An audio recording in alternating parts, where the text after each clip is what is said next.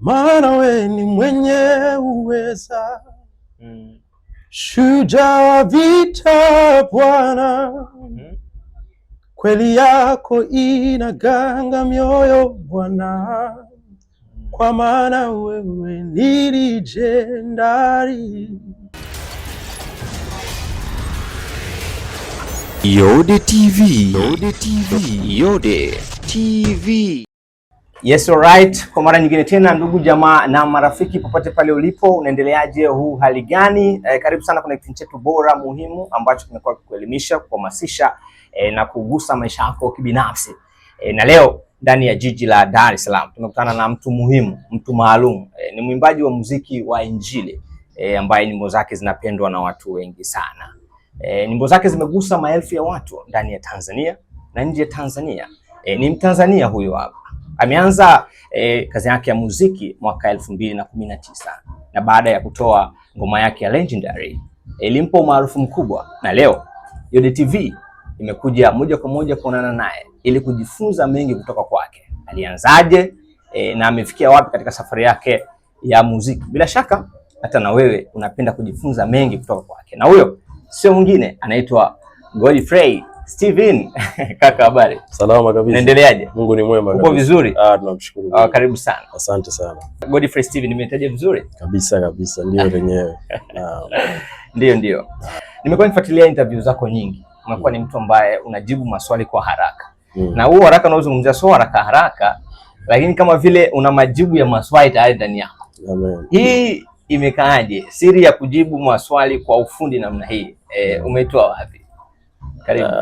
Nafikiri sisi bwana ni neema ya Mungu pia inatushikilia kwa sababu role model wetu ni Yesu Kristo. Kwa chochote tunachokifanya tunatakiwa tu relate kwake. Okay. Kwa hiyo unaponiuliza na mimi ndio hivyo ninavyojibu, najikuta tu hivyo. Kwa hiyo nasema sio nguvu zangu, ni neema ya Mungu. Sio kwamba kuna swala la kujifunza hapo. Hapana, huwezi kujifunza namna ya kujibu maswali labda kwa mimi binafsi. Wapo wanaweza kukaa wajifunze namna gani ya kujibu na sio kitu kibaya, ila niseme the way najibu ndivyo the way nilivyo. Kwa hiyo ninachokitoa ndio kile ambacho kipo hivyo. Naam. Kuna msemo unasema kama una mate ya kumeza huwezi kuwa na mate ya kutema. Yaani kama una kitu ambacho unachokiingiza ndani, unaweka kwamba ni ngumu sana kutoa ambacho ni sahihi. Unafikiri hiyo sio hatua ya wewe kula vitu fulani ambavyo vinakusaidia kutema yale ambayo ni sahihi? Uko sahihi, kwa sababu kilete kwenye Bible anasema kimjazacho mtu ndicho kimtokacho. Kwa hiyo unatakiwa uwe makini na mtu anachokitoa, mara nyingi ndicho kinachomjaza. Kwa hiyo sina cha kujisifu, ila ni ninachotoa ni neema ya Mungu. Nimeamua kuzungumzia hilo kwa sababu nimeona pia ilinipa maswali mengi sana, kwa sababu inakutofautisha na wasanii wengine wa muziki. Mtu mwingine kujielezea ni kazi sana. Na unajua sanaa ya muziki inahitaji mambo mengi. Sahihi. Ndio maana nataka kuuliza imekoaje kwaje, kwa sababu yupo mwimbaji leo hii ananisikiliza hapo, aidha anaweza kujifunza kitu kutoka kwako ili ajue pia namna gani anaweza kuwa mtaalamu na yeye katika hapo. Ndio. Unaweza kuongezea hapo kumwambia? Kikubwa tu ni utulivu unapoulizwa swali, manake swali limetoka, kichwa chako kinatakiwa kiwaze hilo swali ulijibuje. Sometimes tuna majibu sahihi ya jibu fulani, lakini za wewe unavyo express jibu inaweza likaleta positive au negative. Kwa hiyo unatakiwa uwe sharp kulichakata swali na kulitoa lisiharibu au lisiwe fake. Yaani uwe mkweli lakini kwa usahihi. Asante sana. Kwa sababu ndio mara yetu ya kwanza kuwa na wewe, na sisi kama Yode TV tungependa kumjua Godfrey Steven ni nani, na hapo nazungumzia kuhusu historia yako kwa ufupi, na itakuwa ni vizuri kama utaanza kuanzia mwaka 2018 na kurudi nyuma kabla hujaingia kwenye muziki. Godfrey Steven ni mtu ambaye alikuwa anapenda kuimba mwenyewe toka yuko darasa la 7. Naokota tu mabati na yapiga hivyo. Sometimes unaambiwa ondoka, unapiga kelele, vitu kama hivyo, umeona, unajua tena utoto. Lakini kikubwa zaidi ukisema Yeremia 1:5 wanasema tangu huko tumboni kwa mama nilishajua. Kwa maana Mungu alishatujua sisi ni watu wa namna gani baadaye. Kwa kitu kama hicho cha uimbaji kilikuwa ndani, ila kuja kujua una hicho kitu inakuwa inachukuaga muda mrefu kidogo kwa sababu ya vita vya hapa na pale. Kwa hiyo nilipofika form 1 sasa ndo nikajua mbona nikiimbia wenzangu baadhi nilikuwa sio mtu wa kuonyesha sana nilicho nacho.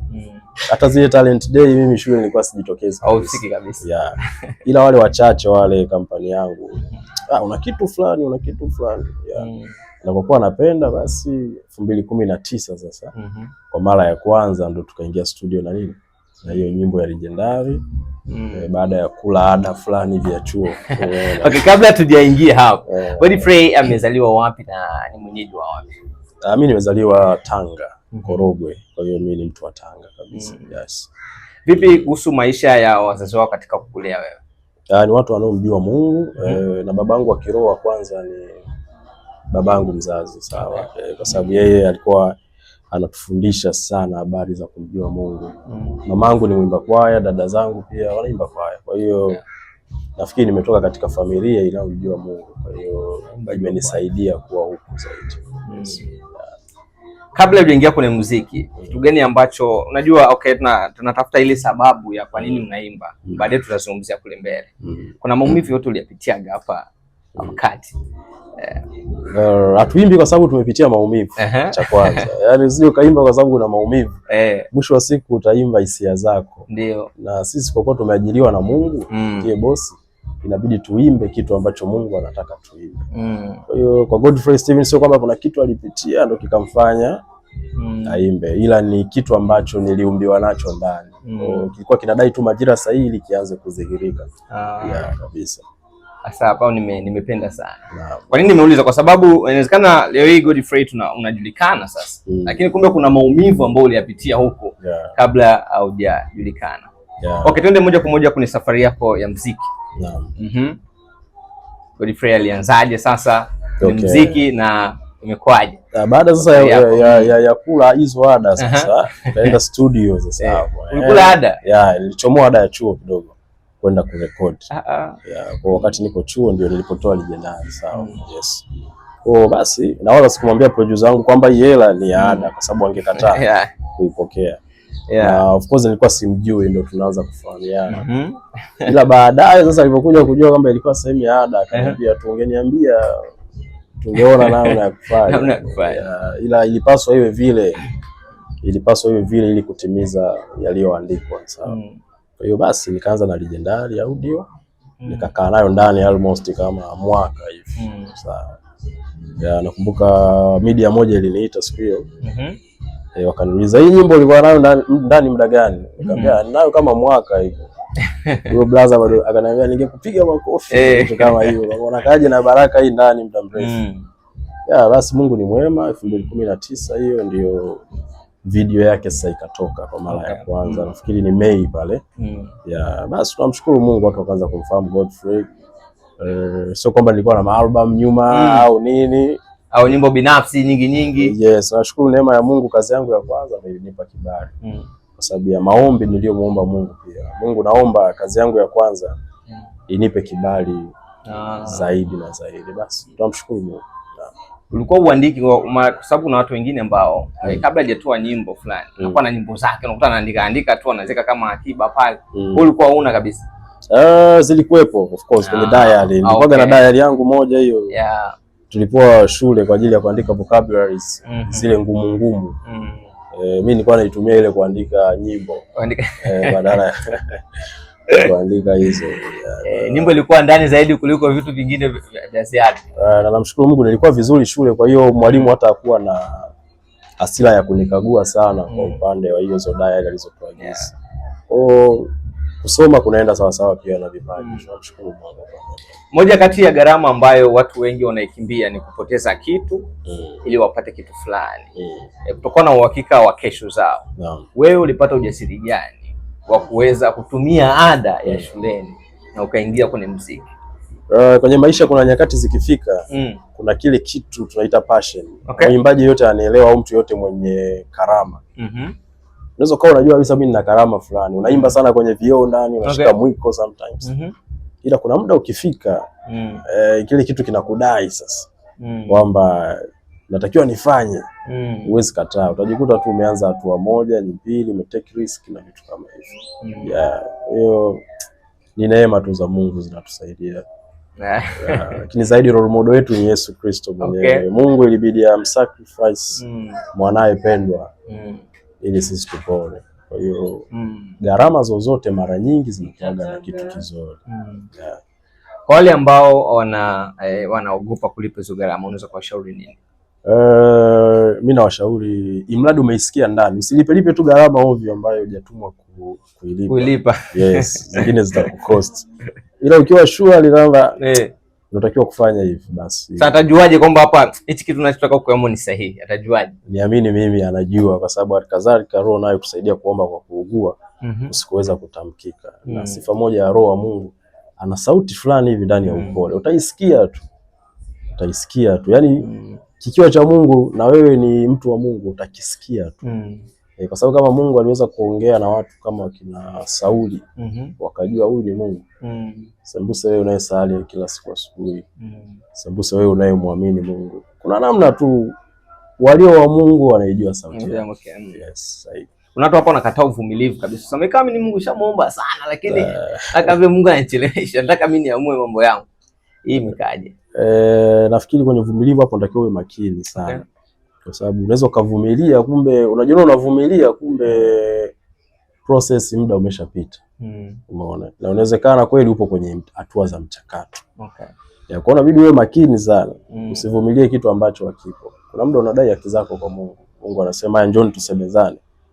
Piga goti muombe Mungu. Usichoke kuomba kwa sababu sasa na uchoke kula sasa utakufa. Sasa uhai wetu ni Mungu, unachokaje kumuomba Mungu? Amefanya hajafanya? Keep praying. Tunaposema mtu anaimba nyimbo za Injili au muziki wa Injili, kwako wewe ina maana gani? Injili ni habari njema za Mungu, si ndio? Kwa watu wote. Manake unaimba kitu ambacho ni cha Mungu, sio cha kwako. Cha kwanza. Yaani huwezi kuwa na injili yako. Yaani injili manake unaimba kitu ambacho Mungu amekusudia kiende kwa mtu fulani, yupo mkoa fulani, eneo fulani, ili kimuhudumie, kusikia kile utakachomwambia kupitia kuimba. Kama alikuwa anataka kukata tamaa, kujiua au kufanya, achukue hatua moja ya imani kwamba kumbe inawezekana.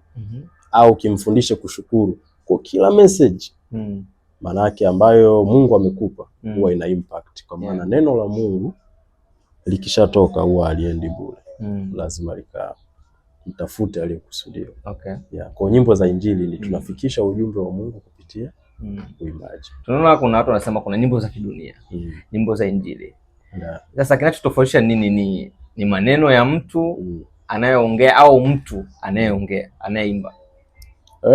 Nafikiri sasa hapo kikubwa ni kwamba sisi tunasema umeokoka, cha kwanza unampenda Yesu. Yes, ndio. Umeokoka unampenda Yesu. Unampenda Yesu. Yaani Yesu Kristo ndio injili yenyewe. Si ndio? Kwa kama kwenye nyimbo zako za duniani unazoimba mapenzi unamtaja Yesu, sijui utamwekaje sasa. Wewe mwenyewe unaona kabisa kuna namna kama unahisi atoshei, ila kwa kutokana na mada zako unazo. Simba, ila nyimbo za Injili Yesu, yani Mungu mwenyewe, ile topic aliyokupa ina impact kuchange maisha ya watu.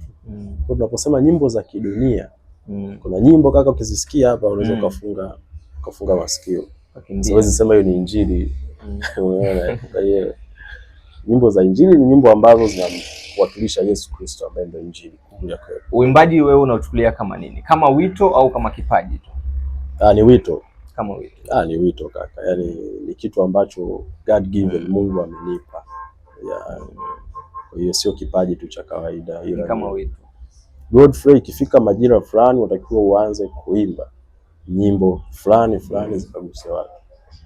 Umetaka hujataka, kama Yona wito aliitwa. Yes.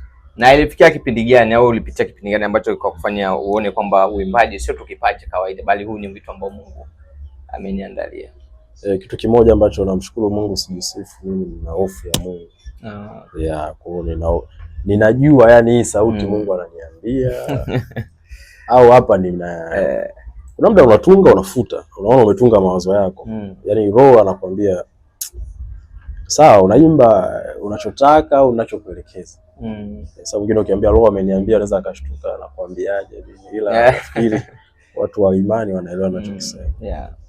Kwa hiyo tunamshukuru Mungu kwa hiyo. Watu wengi wanaguswa sana na nyimbo zako. Wanavutiwa, wanazipenda. Naam. Wewe unataka wabebe ujumbe gani zaidi? Kikubwa wasiniangalie mimi. kuna comment unakutana nazo unashtuka kidogo, yani unaona hivi message mtu kasikiliza message au kaniangalia mimi, na kikubwa mimi ni chombo ninachotumiwa kufikisha jambo fulani. Sehemu ni kama bomba la maji ambalo linapitisha maji kwenda sehemu fulani, au daraja ambalo linavusha watu. Na moja ya maombi ambayo namwombaga Mungu nisibaki kuwa daraja la kuvusha watu. Nilikataa hicho kitu kiwe peke yake. Natamani viende sambamba. Nivushe mtu, lakini mimi mwenyewe ndio nishavuka. Uvuke kwanza, uvushe na wengine wavuke. So wao waende, wewe unabaki. Mimi nimebaki pale. Itakuwa sasa haina maana. Itakuwa mbaya sana. Unapotunga nyimbo zako, unazingatia maisha ya watu au unazingatia uzoefu wako binafsi? Nazingatia Mungu anachoniambia kwa majira. Sasa hivi bwana niwakilishe kupitia kutaja watu fulani, kutaja misamaha. Sasa hivi nataka jina langu litawale kwenye hii nyimbo. Sasa hivi bwana kuna mtu yupo sehemu fulani, weka namna hii. Ndio wao unakuta kuna message tofauti, legendary. Mungu peke yake mle ndani anachukua utukufu. I wish you good. Mungu anachukua utukufu kwa funzo la kusamehe. Tunategemeana. Mungu anachukua utukufu kwa funzo la kufundishana kwamba huwezi kukamilika peke yako. Kwa hiyo ni message kwa majira tofauti. Kuna wimbo wote ambao uliutunga katika maumivu makubwa, lakini baada ya muda fulani ulivyoutoa ukawa faraja kwa wengi? Mara nyingi sipendagi kutunga nyimbo za design hiyo. Niumie ndio nitunge. Yaani nikiumia na muomba Mungu natunga hapa, ila tafadhali jamani naomba isionekane kama yaani Mungu nisaidie nisitunge kwa sababu nimepitia hichi kitu. Na sidhani kama kwenye maisha yangu nitakuja kuimba kitu ambacho nimepitia. Na niseme tu kitu kimoja sasa, siri moja hizi nyimbo nimejua siku sio nyingi. Unapoimba kitu inabidi ukiombee. Kuna vitu naviimbaga sijapitia chochote, ila baada ya kukiimba ndio nakuja napitia hicho nilicho kiimba. Kwa hiyo unapoimba kitu muombe Mungu nisaidie hii message isije kaja ikawa ndo mimi sasa mfano kesho na kesho. Yes. Kwani maumivu mtu unayapanga, si unakuta umetokea kwenye maumivu, yani unakuta tu upo na maumivu, lakini katika yale maumivu aliyoyapitia kuna kitu unapata ambacho unasema kama hichi nikiimba na mtu mwingine akisikiliza either anaweza akapata kitu fulani ambacho kikamsaidia kutoka. Kama Mungu amekwambia bwana au maumivu yako uliyopitia hayo yarekee wimbo, basi ni sawa. Ila yaani usiumie tu, umeamka umeumia sasa ndio unapata hasira za kwenda studio, ndio unapata hasira. Maana yake usingeumia usingetoka. Kuna mtu anasema mimi namsikiliza Godfrey Steven na napenda sana, navutiwa naye, lakini anapitia maumivu. Lakini bado maisha ni magumu na anapitia maumivu. Naombiaje mtu wewe? Nachomshauri tu ni kwamba muamini Mungu. Ukishamwamini Mungu anasema kwa maana anayajua mawazo ninayowazia ni mawazo ya amani siku za mwisho. Siku zote maumivu yanapokuzidia jua ndio mwisho wa ushindi umekaribia. Kwa hiyo walikuwa hapo ambao wana magumu kuliko wewe wamepita. Kwa unachokuombea na wewe kaza imani utashinda. Tuzungumze kuhusu umaarufu. Umaarufu una faida na hasara zake. Sahihi. Je, unafikiri umaarufu unaleta changamoto gani kwa waimbaji wa nyimbo za Injili? Kitu kimoja ambacho unaweza ukaanguka na ukapotea kwenye ramani ni umaarufu. Utakiwa uwe nao makini sana. Ndio. Maarufu, fedha au mali na maanisha. Kwa uzuri wa umaarufu ni kwamba watu wengi watakufuatilia, si ndio? Na watakachokufuatilia wakakuta ulichokibeba ni cha Mungu, maana yake unazidi kutangaza Injili kwa urahisi. Kwa unapokuwa maarufu, kuwa makini pia na aina ya message unayotoa. Ndio. Lakini ubaya wa umaarufu ndio ile sasa kujisahau, kujikweza, kuwaona wengine sio bora. Kwamba wewe sasa kwa kuwa umepewa nafasi ni bora kuliko. Kumbe hapana, tunategemeana. Sawa. Ukikubwa tu tunyenyekee. Naam. Moja kati ya vitu ambavyo waimbaji wanakutana navyo ni sifa na shangwe. Kaka unajua, kaka unaweza. Inawezekana mwingine hata wala agusu eti kiroho zaidi. Ile kwamba tu kwa sababu una sauti nini unaimba unakuta mtu anakushangilia. Wewe unawezaje kujilinda au wewe unafanya nini kujilinda kiroho kupitia sifa hizo na shangwe? Unajua misingi ya mwenye yake ikiharibika, misingi ikiharibika mwenye yake atafanya nini? Mimi misingi yangu kabla ya kuimba inawezekana inatofautiana na wewe kabla ya kuimba ulikuwa na misingi gani? Mimi moja misingi yangu ya maombi Ukitoa hiyo nyimbo ya kwanza nipe kibali, ni Mungu kama unachonipa unahisi huko mbele kitanilewesha, kichukue, usinipe. Kama unachonipa hichi kwa ajili ya kuimba, najua unaenda kuniinua. Ila kama nitazubaika na kuinuliwa, nikachukua mimi utukufu. Yaani unaona wewe si Mungu, unaona kule mbele. Basi kichukue, usinipe ili nisikose. Sikitaki. Sababu ninachokutaka ni wewe zaidi kuliko ninavyoimba na mambo mengine. Kwa hiyo nafikiri msingi wangu unanisaidia. Utamshangilie vipi? Nikimaliza kushuka kuimba, lazima nimshukuru Mungu binafsi kwamba asante, utukufu. Je, umeshawahi kukataa fursa ya pesa, fursa ya kuperform sehemu fulani kwa sababu tu kitu hicho kiendana na maadili yako? Sahihi, kuna madhabahu nyingi hatujaenda sababu nyingine unapokea hadi fedha unajikuta umezirudisha. Nyingine Mungu tu anakuambia hapana kwenda. Anakuambiaje? Utashangaa tu hauna amani ya moyo. Na nyingine tunateleza, unakanyaga, baadaye ndo Mungu anakuambia ila pale umeenda kwa mawazo yako. Kwa hiyo usirudie, basi neema ya Mungu inatushikilia kwa maana alinda aliyekamilika. Kwa hiyo tunakataa zingine kabisa. Na ina faida kabisa. Kikataa atakupa nyingine ambayo ni sahihi. Wanasema yani upokee kitu ambacho kitakutenga na Mungu, sasa kina umuhimu. Umekuwa ukifanya collab na wasanii wengi sana. Unafikiri katika mtazamo ulio wazi, jambo hili lina faida gani katika huduma na linaifundisha nini jamii? Collab maana yake ni ushirikiano, sio wa watu wawili. Maana yake kwa pamoja mnafanya kazi. Ni kitu kizuri kufanya collab. Kama ambavyo mnategemeana kwenye maisha mengine pia hata kwenye kufanya kazi ya Mungu. Ndio maana unakuta kuna muda sio collab, hata ministry kubwa. Zina watu wengi ambao hamuwaoni kule chini. Sawa, ambao wote wanahakikisha wanipate hiyo ministry. Kwa hiyo collab ni kitu kizuri kwa sababu cha msingi tunamtangaza Yesu. Hata tuwe 8 kwenye hiyo nyimbo sahihi tu hamna shida kabisa. Ni somo gani ambayo inatoa kwa jamii? Kikubwa na pia inaonyesha ushirikiano wa muziki wa Injili. Sawa, mnaposhirikiana. Pia inaonyesha nguvu ya umoja. Sawa. Lakini kikubwa zaidi ni kwamba wakusanyikapo 2 au 3 kwa ajili ya jina langu nami nitakuwepo. Kwa kikubwa ni kwa ajili ya Yesu pekee yake. Kwa hiyo inafundisha jamii kwamba ushirikiano kitu muhimu. Sio kichuki, wote tunafanya huduma ya pamoja.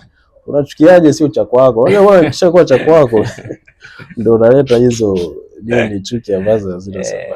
Vipi, hakunaga ushindani katika masuala haya ya muziki kwamba unakuta mtu ule yani Godfrey Steven amekuja tu 2019 hapo, mimi nimeanza tangu 2000 na labda na 2 na 5, haiwezekani yeye anishinde, labda nakupiga vijembe na labda anafanyia mambo ambayo siyofaa. Hii inatokeaga sana. Hao sasa ni wale waliojiita, wale tunawaita kwenye ile kundi la waliojiita. Yaani kwa maana mimi ninaamini Mungu kaniita, hata muinue nani kesho na kushukuru. Sifa kwanza unaangalia inarudi kwa nani? Kwa Mungu. Sasa wewe unachukia nini? Kwa sababu aliyesifiwa ndo aliyekupa hicho kitu. Sasa kwa hiyo sasa wewe ukasiriki. Wewe wivu wako labda uniambie uwe kwenye ndugu yangu ametoa video nzuri, ngoja mimi nipambane nitoe video nzuri sahihi kwa ajili zote za kumwakilisha Mungu. Sometimes tunapigiana simu, kaka ile video hii nyimbo ni kali. Tunaenda hivyo. Tukiangalia muziki wa Injili kwa hapo mwanzo ulipokuwa na sasa hivi kavile kuna maendeleo fulani yamekuwepo na utofauti. Unakuta wale ambao walianza zamani ni kama vile kuna nguvu fulani umeipoteza. Hivi imekuwaje? Kwa nini umepoteza ile nguvu? Ni kama vile wa sasa hivi sasa kama vile ndio wanaanza kufuatiliwa zaidi, na wale ambao hapo kabla ni kama vile wamepoteza nguvu yao. Shida ni nini? Niseme moja ya sababu sisi pia tunapata moyo wa kufanya tunachokifanya ni wale waliotutangulia, si ndio? Ndio maana tulikuwa tunawafuatilia, tunaenda event zao wanazoandaa, tuna play nyimbo zao kutoka kwenye kanda za wazee wetu, kaseti zile. Umeona Kwa nisiseme wamepoteza, niseme wamejenga msingi mzuri sana na tunaheshimu mafuta yao kabisa, wala hawajapoteza. Japo kwenye kila kundi kuna waliopoteza na wanaoendeleza. Hata kwa sasa hivi kuna ambao wanaimba kwa akili zao, kuna ambao wametumwa na Mungu. Kwa hiyo tunazungumzia ile kundi wale tunaoita ni wa zamani ambao wanaimba kweli. Hawajapoteza. Ndio. Misingi yao pia inatupa funzo kuendelea kufanya. Hata sisi kuna watakao kuja juu. Ila wajua siseme kwamba sisi tumepitwa na wakati. Kila mmoja muone bora kuliko. Mimi naona waliopita wako bora sana. Kwa upande wao. Vipi, tuzungumzie swala la ubunifu katika kazi ya uimbaji wa nyimbo za Injili. Ni kweli tunamhitaji Mungu sana. Vipi kuhusu ubunifu? Mtu anaimba anahitaji ubunifu katika kuimba? Wanasema in the beginning God created. Yani hapo mwanzo Mungu aliumba. Ubunifu. Sawa, yani kile kitu kinaonyesha ubunifu. Kwa lazima uwe mbunifu. Kuhakikisha mimi binafsi moja ya kiu yangu ni Mungu akiangalia duniani aseme na kijana wangu anaitwa Godfrey. Kama vile kwa Ayubu, umeona?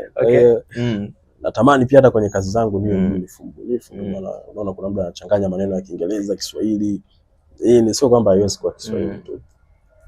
Yote video, namna, yani nyimbo, namna unavyoviweka. Lazima uwe mbunifu kwa sababu fadhili za Mungu ni mpya kila siku. Kama mtu sio mbunifu katika swala nzima la nyimbo za Injili, anaweza kupata kikwazo gani? Ndio unajikuta umebaki hivyo hivyo, sasa unaanza kulaumu kwamba Mungu ameniacha. Ameniacha, kumbe haujiongezi kwa sababu wewe ushazoea ukiamka tu umesikia tu basi unazeka tu unaimba. Si wasemi, ila ninachosema kwamba kukosa ubunifu ni uvivu kwa lugha nyingine. Usimbe kwa mazoea, badilika, yani change, yani badilika, kuwa mbunifu. Na kwa sababu neno zuri la kuweka hilo, ila tu kisha kuwa mbunifu yote ni kwa ajili ya utukufu wa Mungu na ni kitu kizuri. Yes. Sawa. Godfrey nje ya muziki anafanya jambo gani? Hizo ni confidential issues, ila nina mambo yangu mengi tu ambayo ninayafanya kwa sababu sitegemea muziki peke yake, ndio.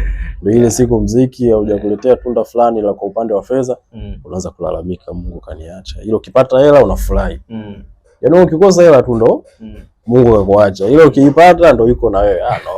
Iko hivyo. Tunamshukuru Mungu kwa maarifa. Tunajua kwamba mtu anaweza kana hobby zaidi ya moja. Yes.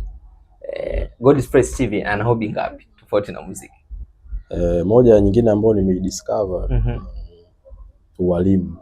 Ualimu? Yes, ualimu wa neno la Mungu, yani kufundisha neno la Mungu. Ninachoamini, sikiliza nyimbo zangu kwa unyenyekevu kabisa. Kuna kitu utatoka nacho. Usitoka bure. Sababu kuna funzo ndani. Ninachomshukuru Mungu na sijui ananipeleka wapi kwenye engo ya ualimu, basi tuendelee kunyenyekea tu. Kuna mtu anasema ili uwe mtaalamu katika jambo lolote lazima ufanye jambo kwa masaa 10, masaa 10,000, mradi masaa 10,000. Ambao sawa na miaka 3. Ndio. Ukiwa unaimba, unafanya mazoezi ya muziki. Inakuchukua muda gani ukiwa unafanya mazoezi ya muziki? Msingi wangu mimi kabla ya kuingia studio, nimeimba sana kwenye viwanja hivi vya shule hivi, usiku madarasa yamefungwa, si ndio? Unapayuka au zile playing ground nyakati za usiku. Kwa sasa hivi naweza nikawa siendi sana huko kufanya hivyo, lakini unaona msingi unavyonisaidia vocal cord yangu, tone yangu. Kwa sasa hivi mazoezi yangu makubwa ni wakati naimba studio. Nimekosea take, nimeirudia, ndio mazoezi. Kwa hiyo tunashukuru Mungu. Kuna wale watu ambao wana vipaji na ambao wakiambiwa tu wewe unaimba vizuri, hapo hapo anataka aanze kutoa album, hapo aanze kuimba, aanze kujulikana hapo hapo. Unafikiri kuanza kufanya ni muhimu zaidi kuliko kujiandaa kabla ya kufanya? Usiwe na haraka. Usiwe na haraka. Yaani issue unajua kinachokosti watu ni haraka. Usiwe na haraka. Sikiliza sauti ya Mungu. Kama unahisi umeambiwa uanze na album, anza nayo. Ila kwa upande wangu mimi sishauriki sana mtu anayeanza aanze tu moja kwa moja na album. Anza hata na nyimbo 3, 4, 5 then. Mimi mpaka leo sina album. Natarajia mwaka huu kuachia album yangu ya kwanza. Japo zile nyimbo zilizokuzaa ni album zaidi ya 4, 5. Ila na bado na kuna kitu nasubiri. Maandalizi yana umuhimu gani katika jambo lolote ile? Sasa kuna swala la muziki. Ni kitu muhimu sana. Maandalizi, yani ni kitu muhimu sana maandalizi. Ndio maana kabla ya kuimba lazima uombe, kabla ya kuhudumu lazima uombe, kabla ya kutunga omba. Unaona upande wa pili baadhi ya wanamuziki wa nyimbo za dunia baadhi. Sawa. Kabla ya kuimba unaweza kukuta wanavuta bangi labda, au wanakuwa na zile vinywaji vikali, au inawezekana wana maombi yao kuhakikisha muziki yao inafanyaje vizuri. The same kwetu pia. Maandalizi yako kabla ya nyimbo yako kutoka ni yapi? Na wewe unaenda kuvuta bangi ndio uje uimbe gospel. Au unaingia magotini kuanza kumuomba Mungu ndio utoe nyimbo. Kila mtu ana misingi yake. Na maandalizi ni kitu kizuri. Uzungumzie hali ya kindoa ya Godfrey. Je, Godfrey ameoa au Godfrey yupo single au Godfrey yupo kwenye mahusiano? Godfrey niseme tu kwamba ataoa. Imetosha sana. Tumeona moja kati ya kitu ambacho kinarudisha nyuma sana waimbaji. Na sio kwa waimbaji, tumeona hadi viongozi wengi wa dini, viongozi wa serikali, ni swala zima la mahusiano. Nimekuwa ni mtu pale anapoingia kwenye masuala ya mahusiano kabla inamrudisha nyuma sana. Wewe umejiandaje katika hilo? Yaani ukiingia kwenye mahusiano ni kama vile unarudishwa nyuma. Inategemea sasa na umempata nani. Si mahusiano manake ya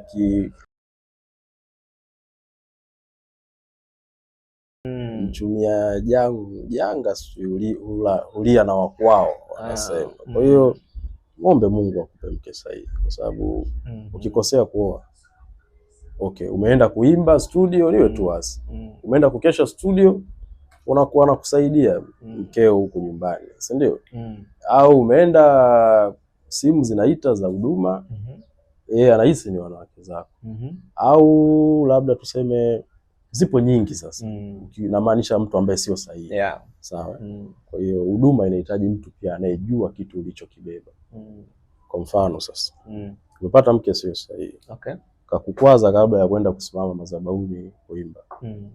Na wewe kibinadamu umejikuta umekwazika. Kwa maana yake pale unatuamisha unavyosimama unahudumu kinafiki, ila ndani mwako umetibuka.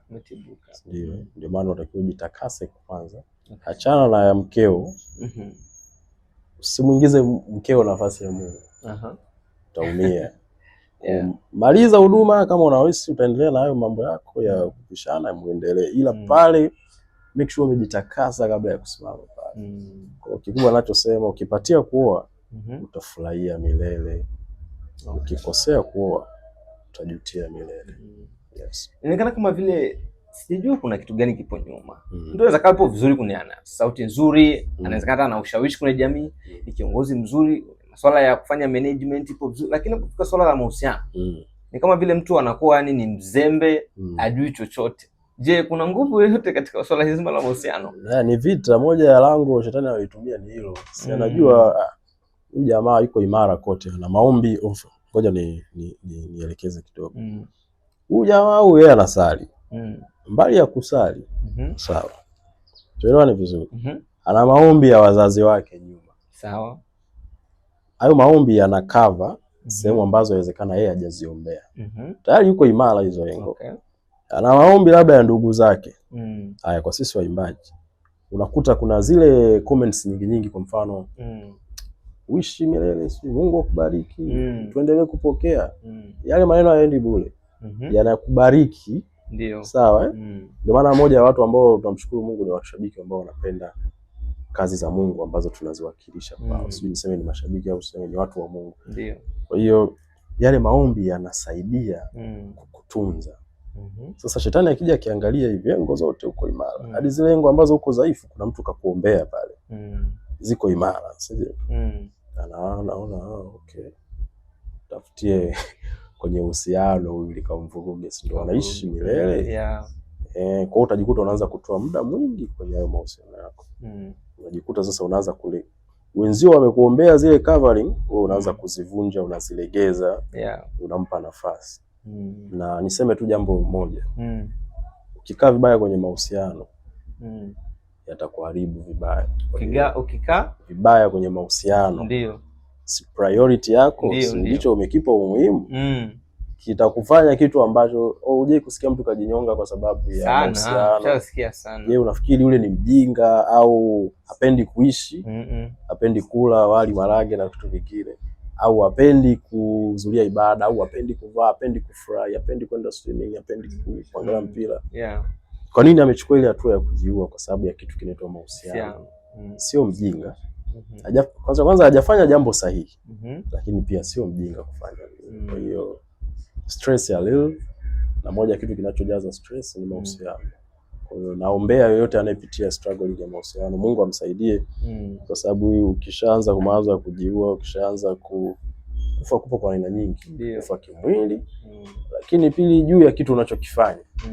Huduma inakufa, kipaji kinakufa, vision zinapungua. Hiyo ni kwa wale wanaopenda sana mambo ya ngono, vision zinapungua.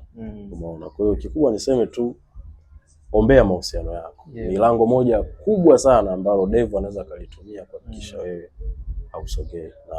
Mambo gani matatu kwa ule mtu ambaye anataka kupata mwenza sahihi anaweza kuyazingatia? Matatu tu, najua hapo mengi la matatu.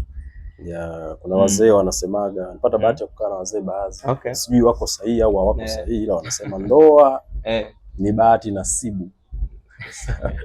Umeotea haya, hujaotea. Ila mimi niseme tu kwamba muombe Mungu akusaidie kupata mwenza sahihi.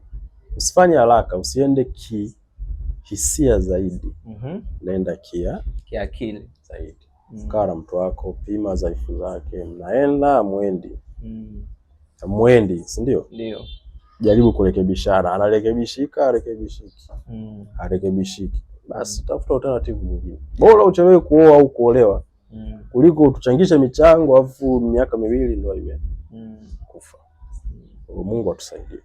Leo nimekuta studio na ulikuwa unatengeneza mazingira pamoja na Naomi Sifa. Naam. Niaba ya huduma ya nyimbo za Injili. Kabisa. Kwa nini Naomi Sifa?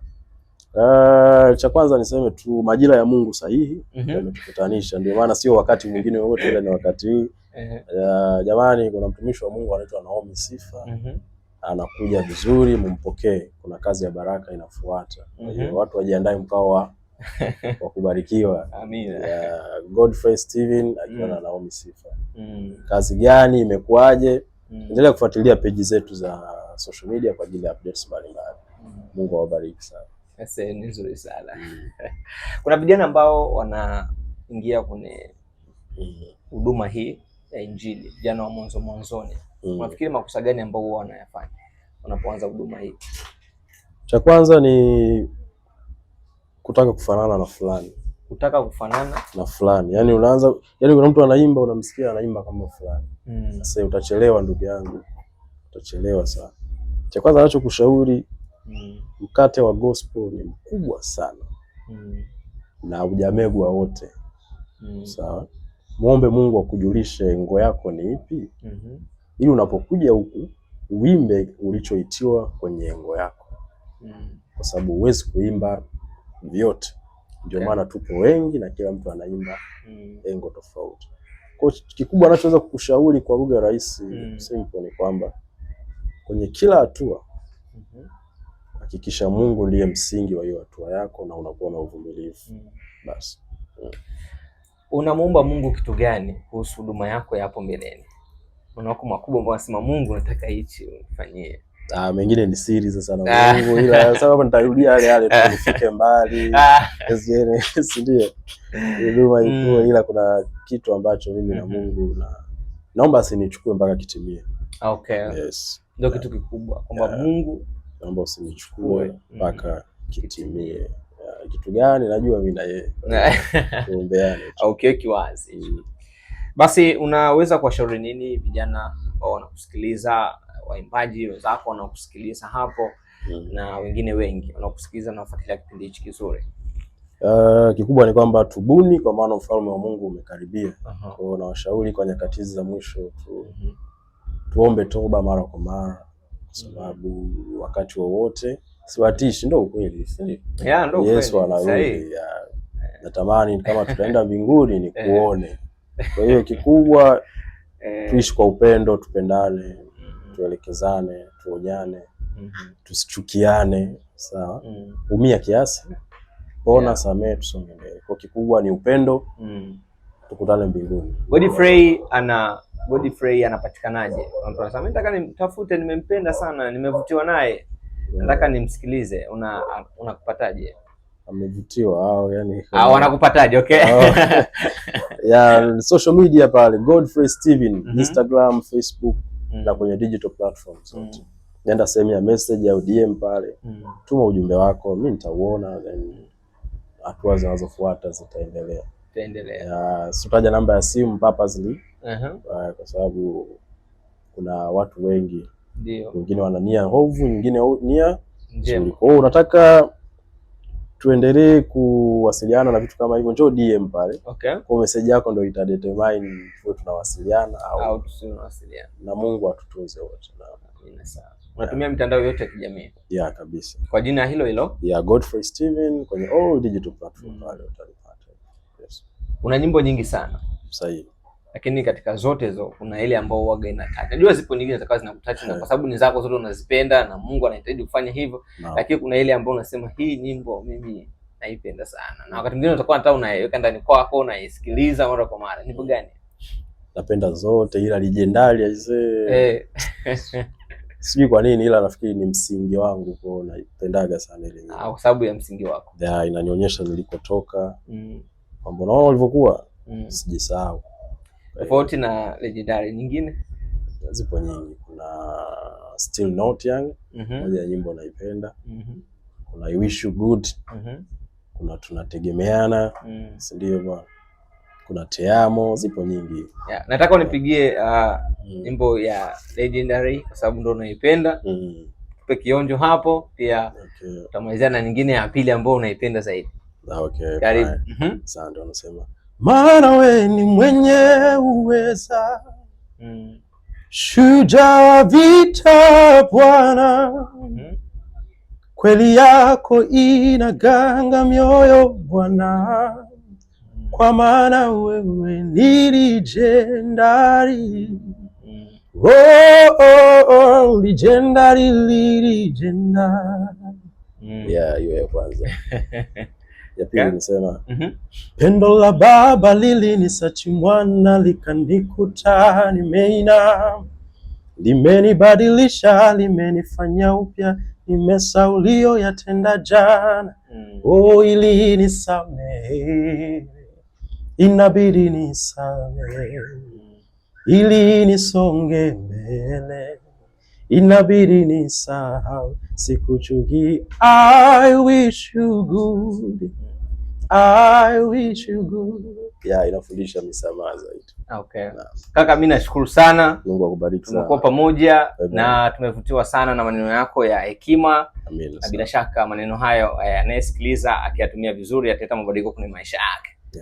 Basi sisi tuseme ni heshima kubwa sana kuwa na wewe na tunashukuru kwa muda wako. Mungu akubariki sana. Asante sana. Barikiwe pia. Amen. Ndugu msikilizaji, huyu anaitwa Godfrey Steven, mwimbaji wa muziki wa Injili. Kwa kufanya vizuri sana. Pia bila shaka nikana ni mara yako ya kwanza kumuona. Fuatilia kwenye mitandao ya kijamii utamuona na utapata mengi mazuri. Kumbuka mimi naitwa John Mabanzo na sina mengi ya kusema, na hii ni Yode TV. Tukutane kwa wakati mwingine. See you then. Yode TV. Yode TV. Yode TV.